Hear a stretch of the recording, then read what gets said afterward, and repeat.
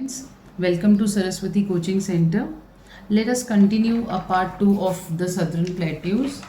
We did the famous hills of Western Ghats, which were Sahyadri, Nilgiri, Annamalai and Cardamom Hills.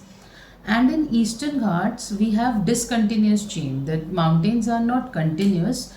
This discontinuous chain of mountains run parallel to Indian eastern coast.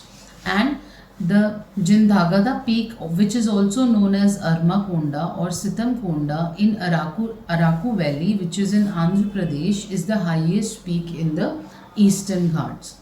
So this is all about Eastern and Western Ghats of Deccan Plateau. Now let's move on to rivers of the Southern Plateaus. Rivers flowing through the Southern Plateaus are mostly seasonal. Now what is seasonal river? A seasonal river depends upon rain for its water supply. Whenever it was a rain, plenty of rain, the river gets full of water. That river which gets water from rain and which depends on rain for its water supply is a seasonal river. So rivers which flows through in Southern Plateaus are mostly seasonal rivers.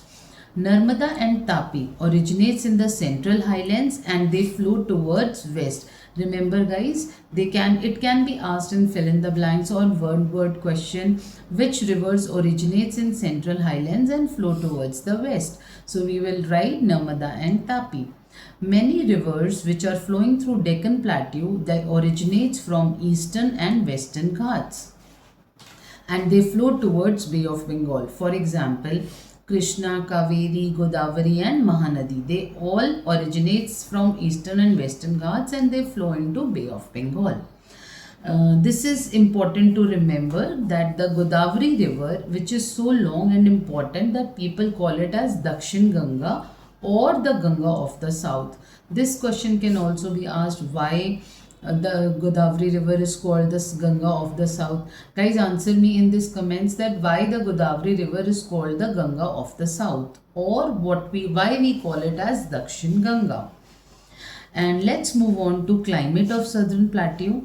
The climate of Southern Plateau the climate is hot, monsoon and winter like the three everywhere has.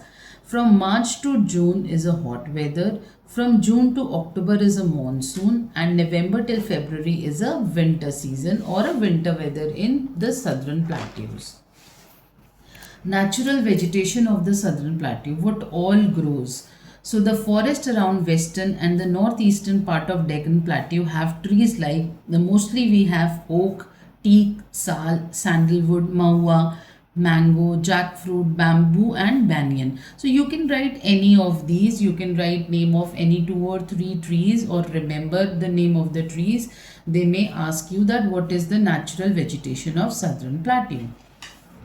The forest on the slopes of Western Ghats have trees like rosewood, mahogany, bamboo and ebony. The wild animals include elephants, sambars, boars, deers, leopards, spotted deers, nilgais, black bucks, chausingas and sloth bears. They all are there in the Southern Plateau. So natural vegetation means which naturally occur like our trees and wild animals. So trees are the trees that we have mentioned: oak, teak, sal, sandalwood, rosewood, mahogany. These all are the trees of the Southern Plateaus and the animals which are found in Southern Plateau are deers, leopards, spotted deers, nilgai, black bucks and so on. In Southern Plateau, we have 2 types of soil, black soil and red soil. Black soil is found in some parts of Karnataka, Andhra Pradesh, Tamil Nadu and Maharashtra, whereas red soil is found in some parts of Tamil Nadu, Karnataka, Maharashtra and Madhya Pradesh.